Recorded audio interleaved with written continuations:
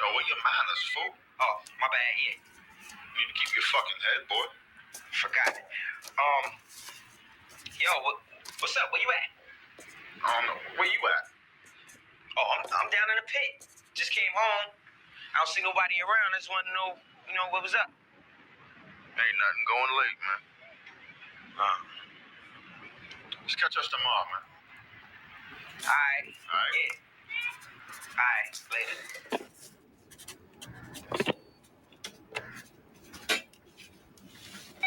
Non-pertinent. How do you log that non-pertinent? No drug talk? They use codes to hide their patron phone numbers. And when someone does use a phone, they don't use names. And if someone does use a name, he's reminded not to. All of that is valuable evidence. Of what? Conspiracy. Conspiracy? We're building something here, Detective. We're building it from scratch. All the pieces matter.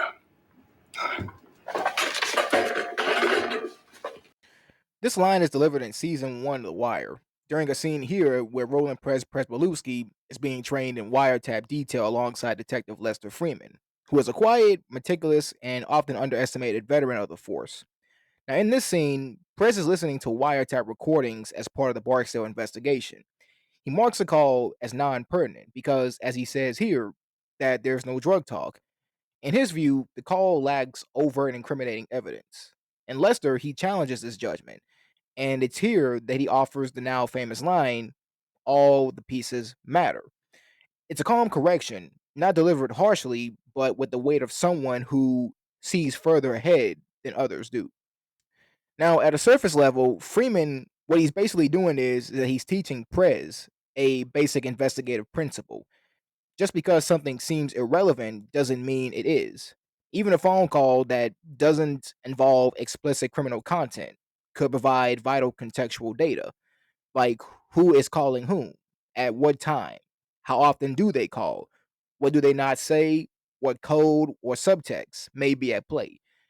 In intelligence work, especially with complex conspiracies, patterns matter, timing matters, silences matter, because a single call that looks mundane, it might later become the thread that unravels a hidden hierarchy or transaction. So this moment here, it really transcends the mere police work. It becomes a thesis statement for The Wire itself. See, The Wire is not a show about individual crimes.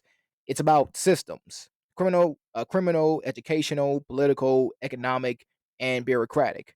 So Freeman's quote reflects the show's obsession with systemic thinking. No part of a system exists in isolation. Every character, institution, role, and decision, it connects. And every piece matters. So a piece such as like a burnout teacher matters. A corner kid slinging drugs matters. A cop with a drinking problem matters. A city hall budget cut matters. And a dog worker out of a job matters. They all play a role. You can't understand or fix a system unless you study it holistically. And The Wire betrays the failure of the American institutions as a result of people ignoring inconvenient pieces.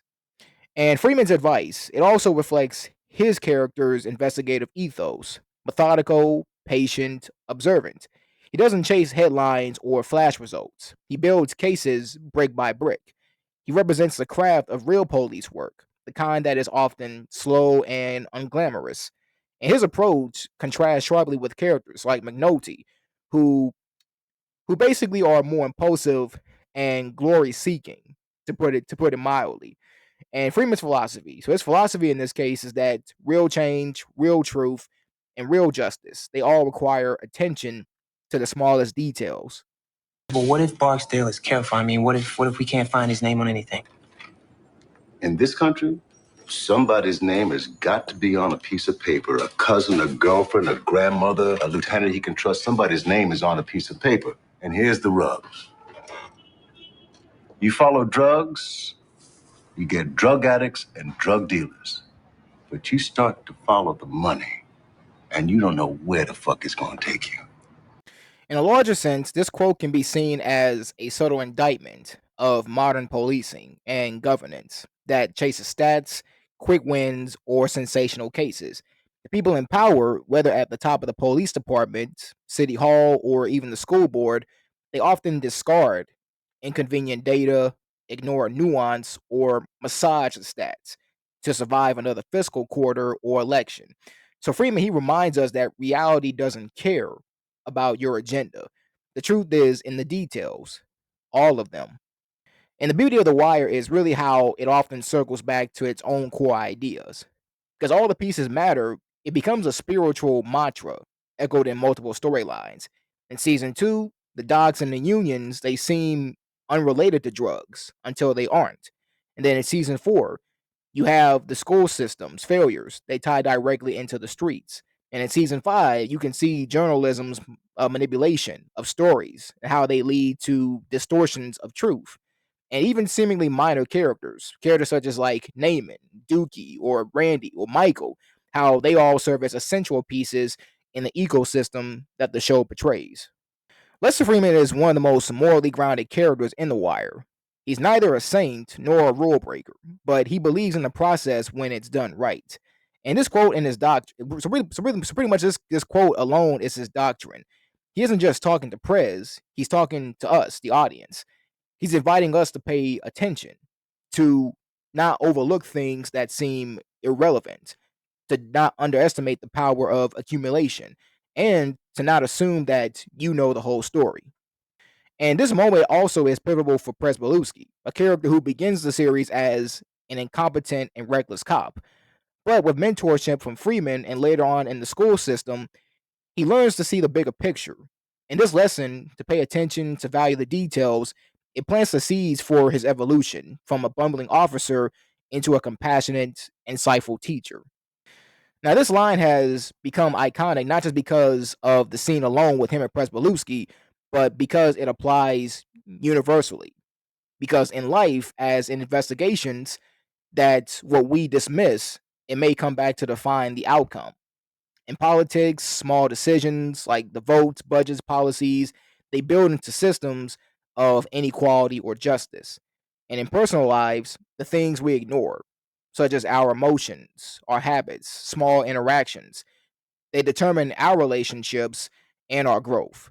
Like a chessboard, The Wire reminds us that every piece counts.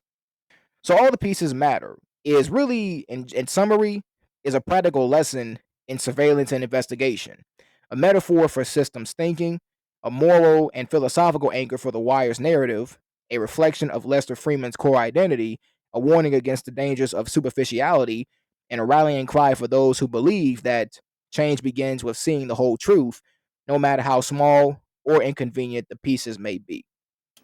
We're building something here, Detective. We're building it from scratch. All the pieces matter.